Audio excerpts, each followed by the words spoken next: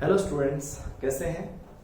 तो बेटा हमारी unit number second current electricity NCERT chapter number 3 complete हो चुका है। आज हम करेंगे नेक्स्ट चैप्टर एनसीईआरटी नंबर 4 या हम कह सकते हैं यूनिट नंबर 3 जो कि क्या है बेटा, magnetic effect of current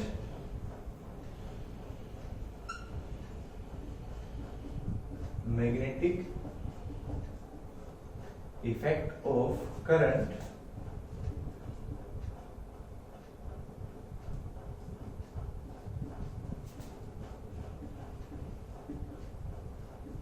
and magnetism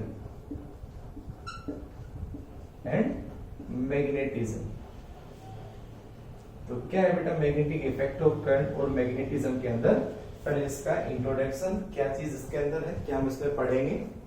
तो सबसे पहले क्या है बेटा, it is the branch of physics, it is the branch of physics which deals with magnetism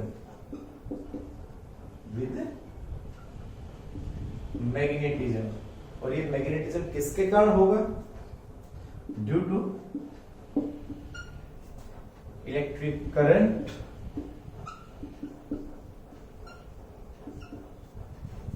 और due to moving charges,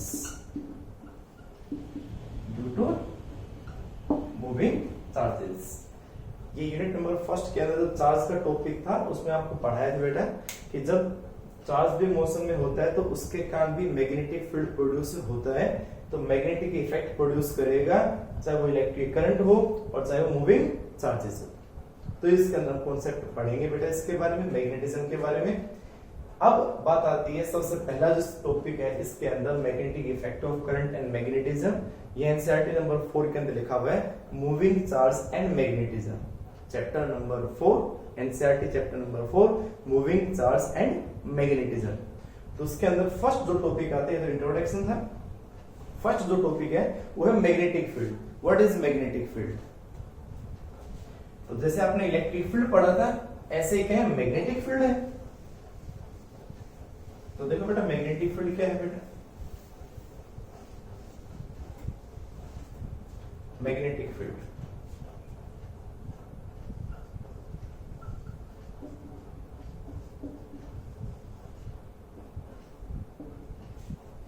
electric field क्या थी? स्पेस अराउंड द चार्ज, और ये क्या होता है? The space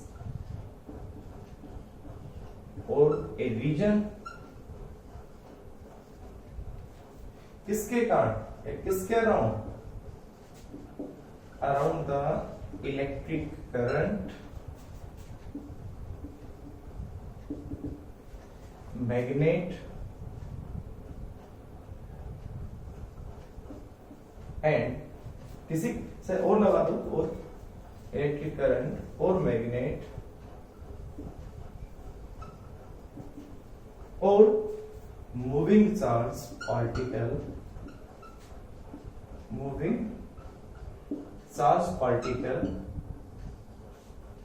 in which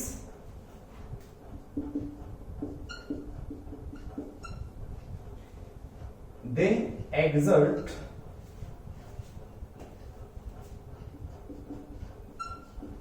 a magnetic force, ये कह सकते हैं मैग्नेटिक फोर्स, ठीक है, on other electric current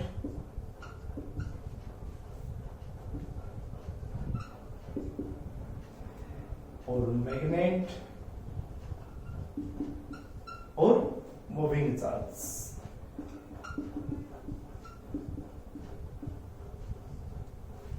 When placed near it,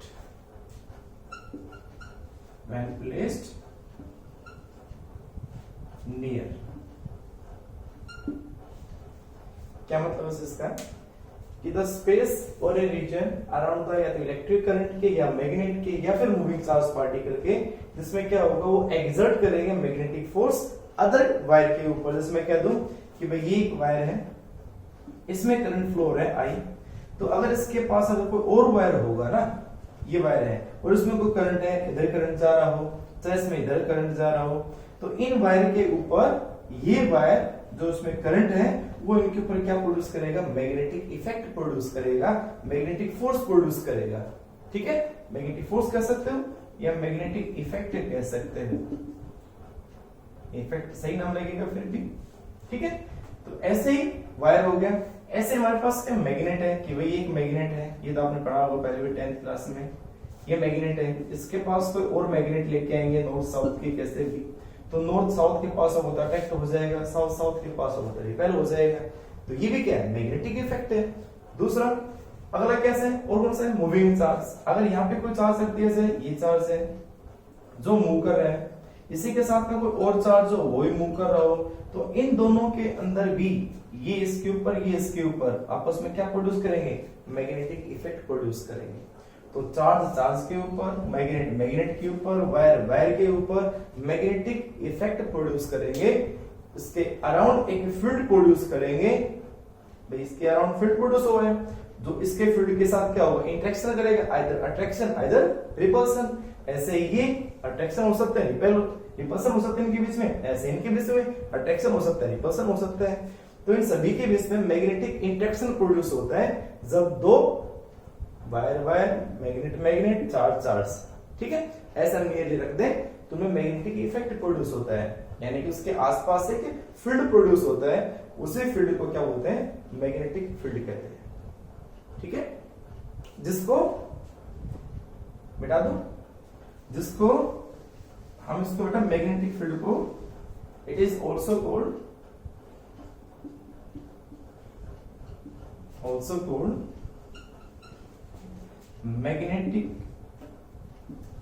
magnetic flux density और मैग्नेटिक फील्ड इंडक्शन भी कहते हैं, मैग्नेटिक फील्ड इंडक्शन। जैसे याद हो इलेक्ट्रिक फील्ड में क्या था, इलेक्ट्रिक फील्ड इंटेंसिटी, तो उसकी स्ट्रेंथ मेजर करना कि भाई कितना वहां पे फील्ड प्रोड्यूस है, उसकी स्ट्रेंथ मेजर करना। ऐसे यहाँ पे मैग्नेटिक फील्ड कितना है, उसकी डेंसिटी क्या है, उसकी इंटेंसिटी क्या है, उसका इंडक्शन क्या है, वो मैग्नेटिक फील्ड कहलाता है। ठीक है, इसको मैग्नेटिक फील्ड कह दो या मैग्नेटिक फील्ड इंटेंसिटी कह दे। मैग्नेटिक फील्ड तो स्पेस होता है और मैग्नेटिक फील्ड इंटेंसिटी क्या होती है, उसकी स्ट्रेंथ होती है। ठीक है, तो ये था छोटा सा कॉन्सेप्ट इसके बारे में, मैग्नेटिक फील्ड के बारे में। नेक्स्ट नोट कर लेना इसको।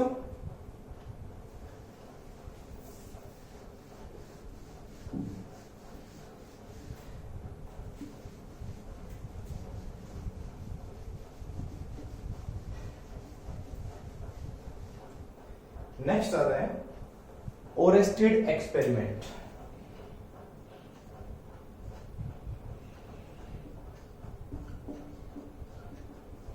ओरेस्टेड एक्सपेरिमेंट,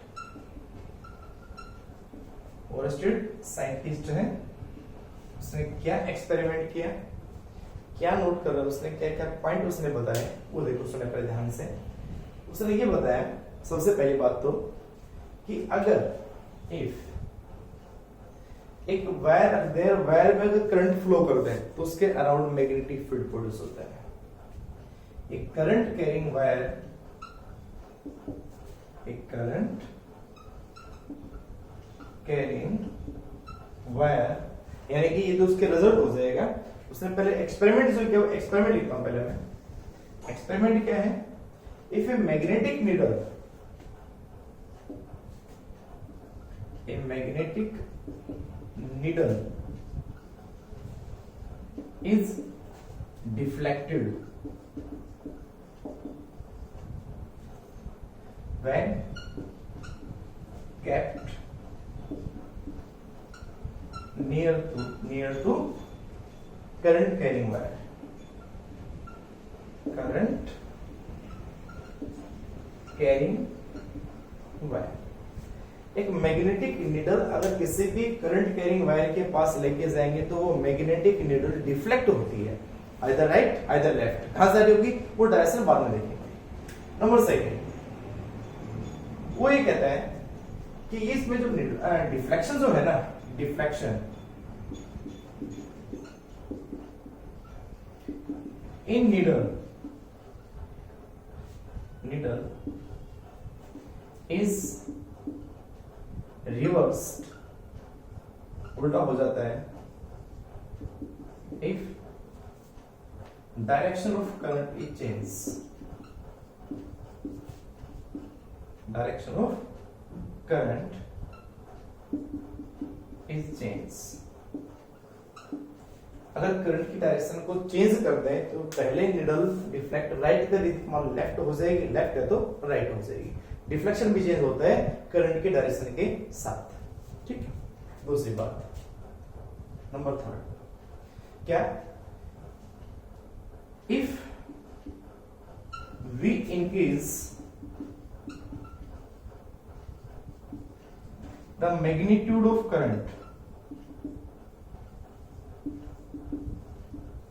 अगर हम करंट का मैग्नीट्यूड बढ़ाते हैं, ठीक है, वोल्टेज बढ़ा दिया, करंट वहां पे बढ़ गया, तो देन क्या होगा, then deflection in needle is also increase, तो उसके अंदर भी डिफ्लेक्शन बढ़ेगा। कि मान लो पहले सुई इतनी जा रही थी, इसका ये बीच में मान लो 0 था, पहले 2 पे आई, और ये अगर उसमें क्या क्या करंट बढ़ाया था इधर के सुई, यहाँ पहले थोड़ी डिफ्लेक्ट हुई, फिर ज्यादा डिफ्लेक्ट होगी, ठीक है।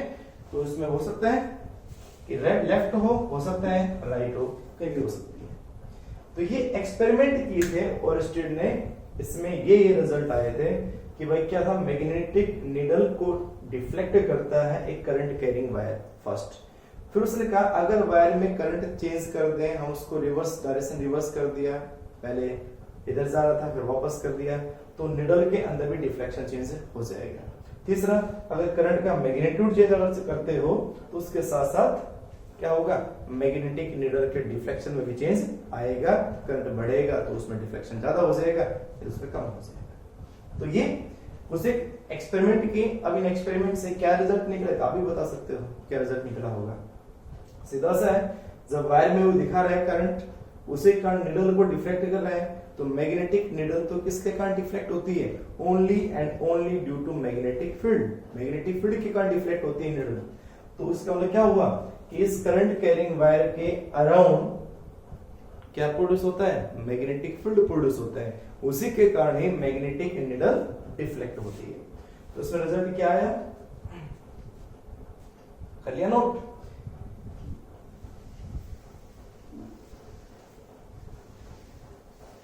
तो उसका जो रिजल्ट निकला, वो रिजल्ट ये निकला बेटा,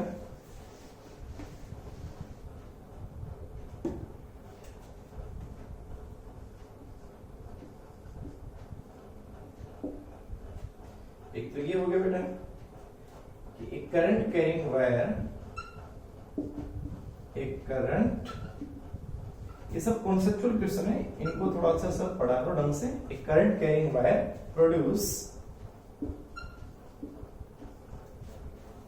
magnetic field, magnetic field around it, wire के अंदर मैग्नेटिक फील्ड नहीं, वायर के अराउंड मैग्नेटिक फील्ड प्रोड्यूस हो, ये बात ध्यान रखना, अराउंड इट। दूसरा, इफ चार्ज एट रेस्ट, ये फर्स्ट यूनिट में करवा सकता हूं, फिर से बता रहा हूं, अगर चार्ज रेस्ट में है तो ओनली इट प्रोड्यूस क्या करेगी, बस only it produce only electric field. अगर एक चार्ज रेस्ट में है तो ओनली इलेक्ट्रिक फील्ड प्रोड्यूस करेगा। अगर चार्ज नहीं, अगर मैग्नेट रेस्ट में है, मैग्नेट एट रेस्ट,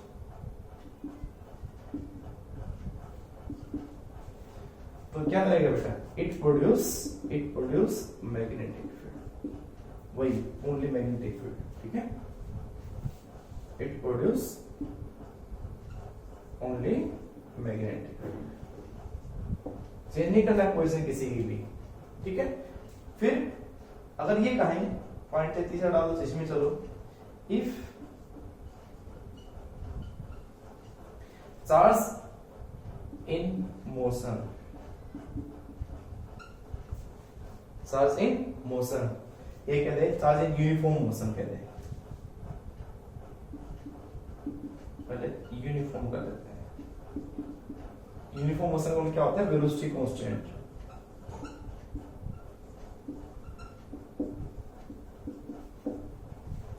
तो क्या करेगा बेटा, it produce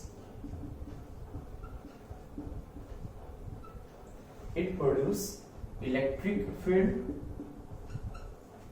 and magnetic field, तो दोनों प्रोड्यूस करेगा। कौन? चार्ज अगर किसमें हुआ, यूनिफॉर्म मोशन में हुआ। मैग्नेटिक फील्ड मोशन में है तो बेटा मैग्नेटिक फील्ड और इलेक्ट्रिक फील्ड वो प्रोड्यूस करेगी। चार्ज हो गया, ऐसे ही मैग्नेटिक फील्ड भी, मैग्नेट भी, magnet in motion,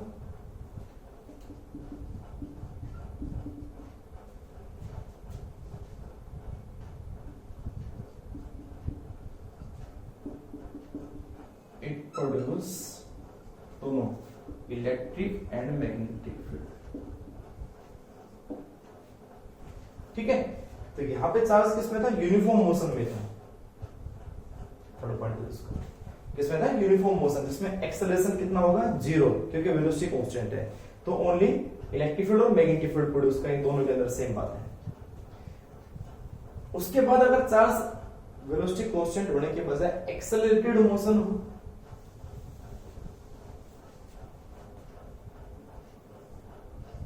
if charge is accelerate कहते हैं या oscillating चार्ज कहते हैं, एक ही बात है, और oscillating चार्ज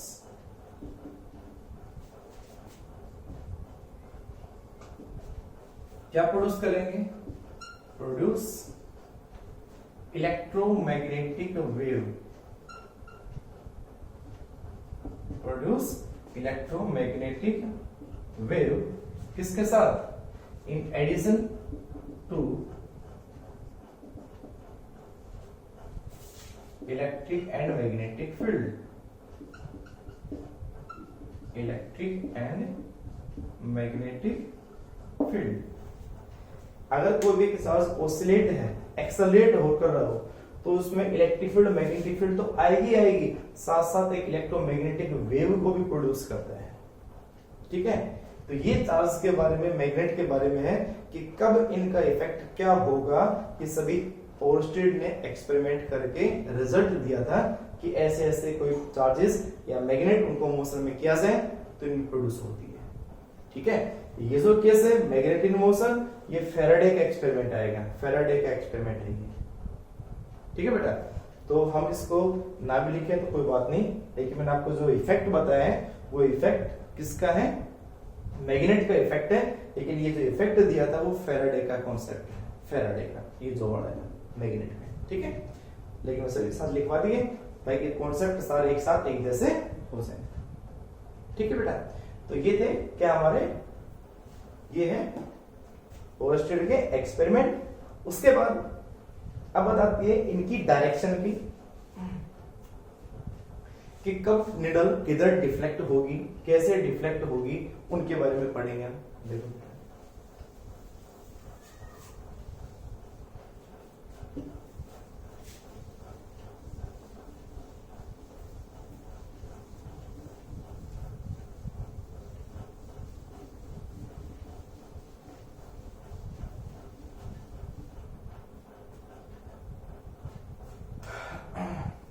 जिसके हम इसमें डायरेक्शन पढ़ रहे हैं। अब डायरेक्शन जो उसने बताई तो ओरस्टेड ने वो क्या किया, कैसे किया कि उसने बेटा, उसने क्या किया कि एक वायर रखा, ये एक बैटरी है और इसमें पॉजिटिव नेगेटिव है। ठीक है, एक रियोस्टेट लगा दें जिसमें हम उसको करंट को चेंज करते रहेंगे। उसके बाद ये वायर हो गया एपी, करंट इधर फ्लो करेगा, इधर फ्लो करेगा, एक की लगा दो साथ साथ, और जस्ट इसके नीचे एक मैग्नेटिक नीडल रख दो।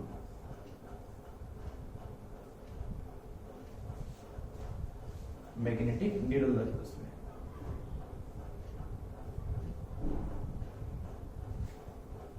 इसमें ये इसका साउथ, ये इसका नॉर्थ पोल हो, ठीक है, और उसको हम इस तरह से रख नीडल। तो कैसे क्या डिफ्लेक्ट होगी ये नीडल, हम इसके बारे में पढ़ेंगे बेटा। तो उसने क्या बताया कि अगर मान लो एक क्या है वायर फ्लो, वायर है ए बी जो नीडल के ऊपर है, ये नीडल है जिसमें इधर इसका साउथ पोल है, इधर इसका नॉर्थ पोल है, और उसका वायर फ्लो कर रहा है इधर साउथ से नॉर्थ, साउथ से नॉर्थ। तो कहते बताओ इन नीडल का डिफ्लेक्शन किधर होगा, इधर नॉर्थ इधर साउथ, ऐसे रोटेट नहीं करेंगे, ये रोटेट ऐसे करेंगे, लेफ्ट राइट, ठीक है, आइदर लेफ्ट आइदर राइट, ऊपर नहीं जाएंगे आप, ये फिक्स है ऊपर। तो ये ऐसे नीडल डिफ्लेक्ट करेंगे हॉरिजॉन्टली, ठीक है। तो कैसे क्या होगा, इस रूल को हम स्नो रूल भी कहते हैं, स्नो रूल। तो स्नो में हर वर्ड का अलग अलग मीनिंग है। यहाँ पे एस का मतलब साउथ, एन का मतलब नॉर्थ, ओ का मतलब ओवर, और डब्ल्यू का मतलब वेस्ट। तो कैसे क्या है इसके अंदर, if A current is flow in a wire from south to north, इसमें नहीं है साउथ टू नॉर्थ, मतलब ये इधर ही ऐसे ही, from south to north, south to north, ठीक है, which is over the needle,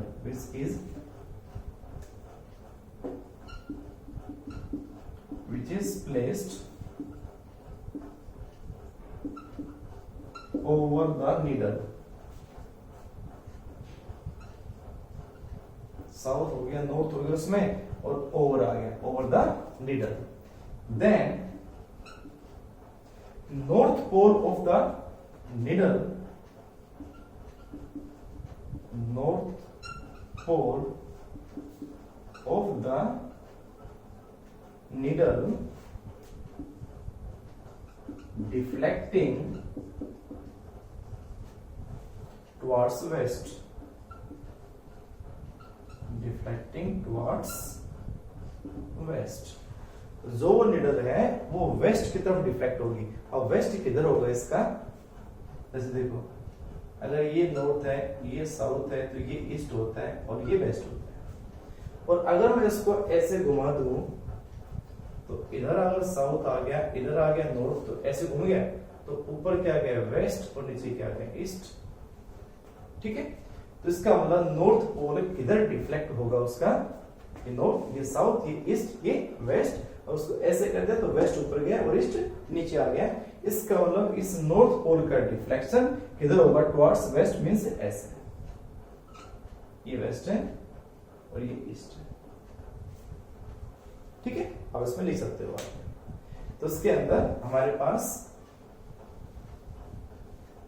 ये रूल आया जो डिफ्लेक्शन ऑफ नीडल के बारे में बताता है कि if A current is flow in the wire, एक वायर में करंट फ्लो हो जो कि साउथ से नॉर्थ हो, एंड कहां पे रखा हुआ है, नीडल के जस्ट ऊपर रखा हो, और the needle, then the north pole of the needle deflecting towards west, ये बात है।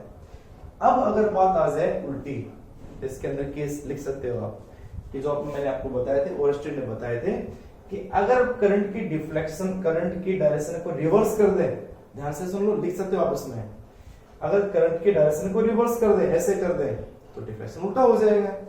नॉर्थ पोल कहां जा रहा था, वेस्ट की तरफ, कहां जाएगा, ईस्ट की तरफ। आई बात समझ में, जहां पे करंट इधर जा रहा था, डिफ्लेक्शन वेस्ट की तरफ हो रहा था, ओनली नॉर्थ के ऊपर, ये यहाँ पे जो नॉर्थ के लिए बात है, वैसे जो ये डब्ल्यू जो है, वेस्ट जो है, वो ओनली किधर, कौन सा पोल जाएगा, कौन से इसके जाएगी, नॉर्थ, ना कि साउथ। एक बताया जाता है, दोनों अपने आप कॉन्सेप्ट हो जाता है। जब नॉर्थ वेस्ट में जाएगा तो साउथ ईस्ट में हो जाएगा अपने आप, इधर आ जाएगा अपने आप, ठीक है। तो क्या होगा बेटा कि डिफ्लेक्शन ऑफ करंट को क्या करते हैं हम, और कब करते हैं, जब की को सबसे पहले क्लोज करें, बिना की क्लोज किए तो करंट फ्लो करेगा नहीं, अपोजिट की तो क्लोज की नहीं आपने, तो की क्लोज करेंगे तब इफेक्ट होता है। दूसरी बात, करंट के डायरेक्शन को उल्टा कर दिया, डिफ्लेक्शन उल्टा हो गया। करंट का मैग्नीट्यूड बढ़ा दो, डिफ्लेक्शन ज्यादा आएगा। जो वेस्ट अब निडल ऐसे थी तो मान लो इतनी घूमी बस घूमी, और अगर करंट और बढ़ा दें तो और ज्यादा घूम जाएगी, डिफ्लेक्शन क्या हो जाएगा, ज्यादा हो जाएगा। ठीक है। और दूसरी बात, अगर यही एक्सपेरिमेंट वायर ऐसे ही फ्लो, करंट ऐसे ही फ्लो कर रहा हो, निडल को उठा के जस्ट इस वायर के ऊपर रख दे, नीचे वो हो गया वायर, निडल होगी ऊपर, तो क्या होगा, अब इसी के कारण जब हमारे पास अब डिफ्लेक्शन किधर आ रहा था, करंट जा रहा था साउथ से नॉर्थ, डिफ्लेक्शन नॉर्थ का कहा रहा था वेस्ट पे, और अब निडल को उठा के रख दिया इसके ऊपर, तो डिफ्लेक्शन नॉर्थ का वेस्ट की तरफ जाने की बजाय नॉर्थ का ईस्ट की तरफ आएगा।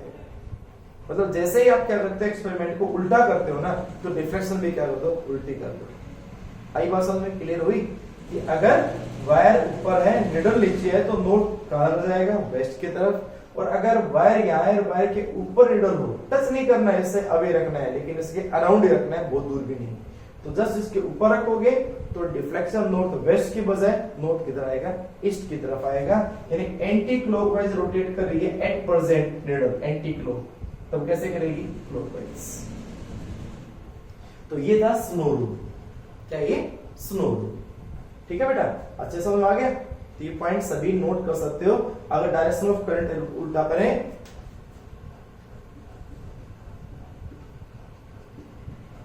if the direction of current is reverse, then deflection is also reverse.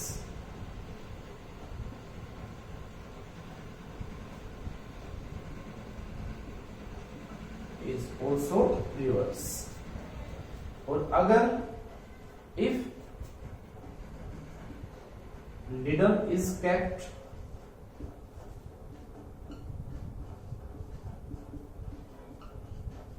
over the wire, then direction of deflection is also changed.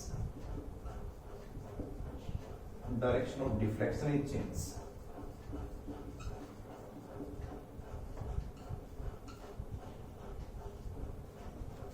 ठीक है।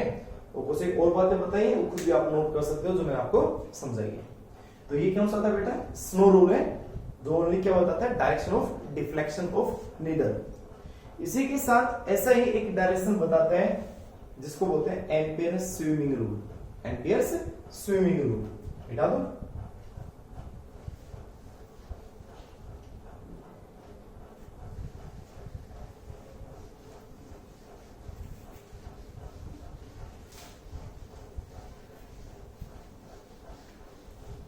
Ampere's swimming rule.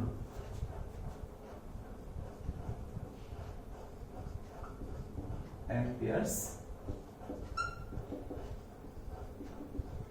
swimming rule.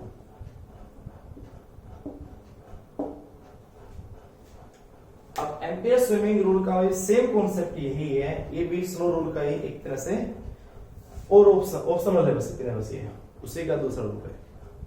तो क्या कर उसने क्या बताया एम्पियर स्विमिंग रूल में, if a man is swimming along the wire, wire के अलोंग स्विम कर रहा है ऐसे, ठीक है, जिसका फेस काउंट टुवर्ड्स निडल, उसका फेस ऐसे तरह था जिसका फेस काउंट निडल की तरफ, निडल कहें नीचे है, नीचे निडल है, ऊपर वायर करंट फ्लो कर रहा था। अब वायर होने के बजाय क्या हो हमारे पास, कहता है कि निडल ऐसे आदमी तैर रहा है ऐसे, ठीक है, इसका फेस नीचे के साइड में, और करंट कहां से कहां एंटर करे, ए से बी, मींस उसमें करंट फ्लो करे, लेग्स के अंदर से एंटर करे और हेड के अंदर से करंट बाहर निकले, मुझे मर जाएगा। वो आदमी के अंदर नहीं, वो एक आदमी उसने समझा रखा तरीका, बस समझ लो, ठीक है, कि ऐसे भी हम उसका रोल बता सकते हैं, करंट बता सकते हैं कि अगर इस तरह से करंट फ्लो कर रहा है, मेरा सर पीछे हो, आगे हो और पैर पीछे हो, तो सुई का इस निडल का डिफ्लेक्शन होगा किधर होगा, मेरे लेफ्ट हैंड के साइड होगा कि राइट हैंड के साइड होगा, ठीक है। तो ये बता रखा इसमें, तो उसमें क्या है, if a man is swimming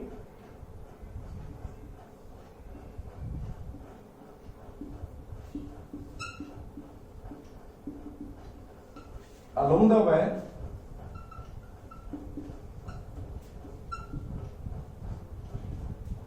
and his face towards the needle,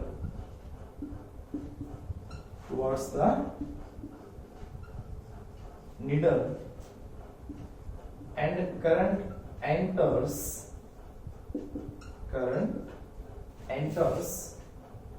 through his legs and leaves from his head.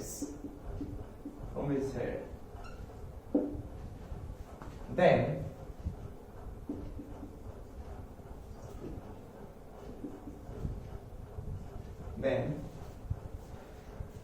needle, north pole of the needle, north pole of the needle deflected towards his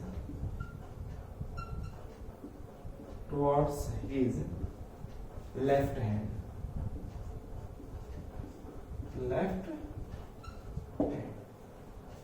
तो उस north pole का deflection किधर होगा? Towards left hand. यही तो था SNOW snow rule के अंदर भी, कि अगर मान लो कोई आदमी ऐसे तैर रहा है, लेग्स के अंदर से करंट एंट्री किया, हेड के अंदर से बाहर निकल रहा है, तो कहते हैं नॉर्थ पोल का डिफ्लेक्शन उसके लेफ्ट हैंड साइड होगा, लेफ्ट हैंड साइड। तो ये यहां भी था कि जब कोई स्नो रूल क्या था कि इधर से इधर वायर करंट फ्लो करेगा तो उसका नॉर्थ पोल इधर जाएगा टुवर्ड्स वेस्ट, तो वेस्ट भी कहां होगा? लेफ्ट में, और लेफ्ट हमारे लेफ्ट ही, ठीक है। तो लेफ्ट हैंड चाहे स्विमिंग रूल आप यूज कर ले, एम्पियर स्विमिंग रूल यूज कर ले, और चाहे स्नो रूल यूज कर ले, दोनों की बात एक ही है कि करंट अगर ऐसे फ्लो करेगा, नॉर्थ हमेशा ही एंटी क्लॉकवाइज से वेस्ट की तरफ ही जाएगा और साउथ हमेशा ईस्ट की तरफ ही जाएगा। इसके अलावा इनमें कोई डिफ्लेक्शन का कोई वो नहीं है, दोनों के दोनों में कोई कॉन्ट्राडिक्शन नहीं है, दोनों एक जैसे ही रूल है, ठीक है। तो ये था एम्पियर्स स्विमिंग रूल, ठीक है बेटा। अब इसको नोट कर लें, हो गया? चलो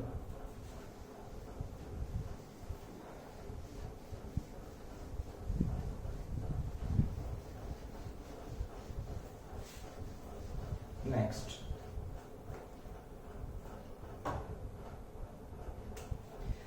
आता है करंट एलिमेंट। करंट एलिमेंट क्या होता है? करंट एलिमेंट, तो कोई भी मानो हमारे पास एक कंडक्टर है, कोई भी कंडक्टर कैसे भी हो सकता है, कंडक्टर ये भी हो सकता है, कंडक्टर स्ट्रेट भी हो सकता है, करंट कंडक्टर सर्कुलर भी हो सकता है। तो मैंने एक ऐसा बना दिया ना स्ट्रेट है ना वो सर्कुलर है, कोई मान लीजिए इसमें, तो चाहे और इसको टेढ़ा कर सकते हो आप, कैसे मान सकते हो उसको। तो करंट एलिमेंट क्या है? तो मान लो कंडक्टर है जिसकी लेंथ कंप्लीट कोई भी हो सकती है, इनफाइनाइट वायर भी हो सकता है, तो उसका एक छोटा सा एक एलिमेंट, ये एक छोटा सा एक एलिमेंट है, ठीक है। मैं इसको थोड़ा टेढ़ा कर देता हूँ, पोजीशन क्या डायरेक्शन होगी इसकी, तो मैं इसको थोड़ा टेढ़ा कर देता हूँ। तो मान लो एक एलिमेंट यहां मान लेता हूँ, ये एलिमेंट मान लिया मैंने ए बी, करंट फ्लो ऐसे कर रहा है, ऐसे करंट, ठीक है, ये करंट है। तो इस ए बी की एक टोटल लेंथ वो भी हो सकती है, इस ए बी की जो लेंथ है वो लेंथ है डीएल,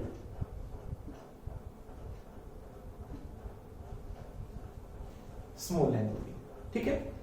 इस डीएल, अब डीएल की डायरेक्शन क्या होगी? इसका टेंजेंट, करंट के डायरेक्शन में खींचेंगे इसका टेंजेंट।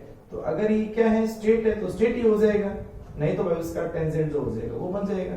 तो यही उसकी हो जाएगी डीएल की डायरेक्शन, ठीक है। तो अगर वायर स्ट्रेट है तो स्ट्रेट हो जाएगा, नहीं तो अगर मैं कहूं भी क्या है कि मैं यहां इसका ये एलिमेंट लेना चाहता हूं, ये एलिमेंट, तो ये एलिमेंट हुआ तो इसका जो टेंजेंट हो जाएगा ये बन जाएगा डीएल, और उसका मैग्नीट्यूड ये हो जाएगा। तो ये बातें याद रखना, ध्यान से देखो, हमेशा जो लिया जाएगा डीएल की डायरेक्शन जो ली जाएगी वो हमेशा in the direction of current ली जाएगी। डीएल वेक्टर जो बता रहा हूं मैं, स्मॉल एलिमेंट जो वेक्टर बता रहा हूं, वो किधर होगा, हमेशा वो करंट की डायरेक्शन में होगा। तो करंट एलिमेंट क्या है यहाँ पे कि करंट, ये दिया है लेंथ का एलिमेंट डीएल, करंट एलिमेंट क्या होगा, it is a small element of a current carrying conductor, of a current carrying conductor whose magnitude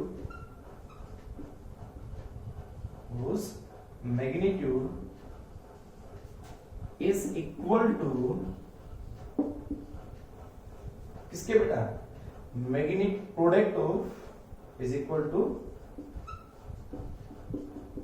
product of small length of conductor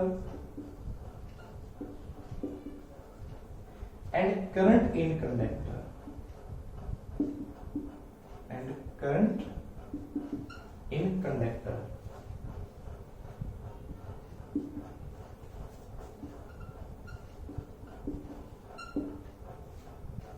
This is equal to I D N. This is called current element. ये है current element.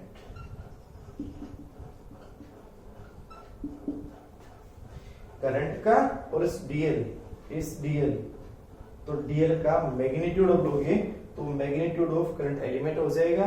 लेकिन आपसे पूछा जाए कि बताओ current element एक vector होता है कि स्केलर होता है, तो क्या कहोगे, वेक्टर लग रहा है। तो current element is a vector quantity, it is a vector quantity.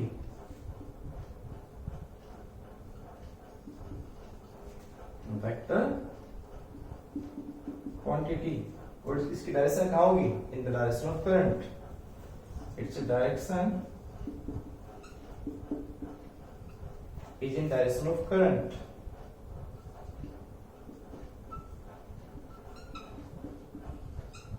Direction of current. तो ये एक छोटा सा एलिमेंट है करंट एलिमेंट, जो ये करंट एलिमेंट हम डिस्कस करेंगे बायोट-सावर्ट्स लॉ में। तो नेक्स्ट लेक्चर के अंदर आपको मैं समझाऊंगा कि बायोट-सावर्ट्स लॉ क्या है, उसमें कैसे मैग्नेटिक फील्ड निकालेंगे किसी भी पॉइंट पे। तो उस बायोट-सावर्ट्स लॉ में और एक एम्पियर सर्किट लॉ में, उन दोनों के अंदर ये करंट एलिमेंट यूज होगा, Biot-Savart's law and ampere circuit law, जो कि मैग्नेटिक इफेक्ट ऑफ करंट के मोस्ट इंपोर्टेंट दो कॉन्सेप्ट हैं, दो क्वेश्चंस हैं। तो देखो ध्यान से, इसका मैग्नीट्यूड डीएल था, उसकी डायरेक्शन देख के दिखाएंगे, उसका टेंजेंट डाल के दिखाते हैं डायरेक्शन उसका, और हमेशा जो टेंजेंट होगा वो करंट की डायरेक्शन में डालेंगे, ना कि उससे अपोजिट। ठीक है बेटा, तो ये था करंट एलिमेंट। आज के लेक्चर के अंदर इतना सफिशिएंट है। नेक्स्ट लेक्चर के अंदर हम बायोट-सावर्ट्स लॉ और मैग्नेटिक फील्ड की डायरेक्शन हम इसके बारे में डिस्कस करेंगे। तब तक के लिए बाय, थैंक यू बेटा।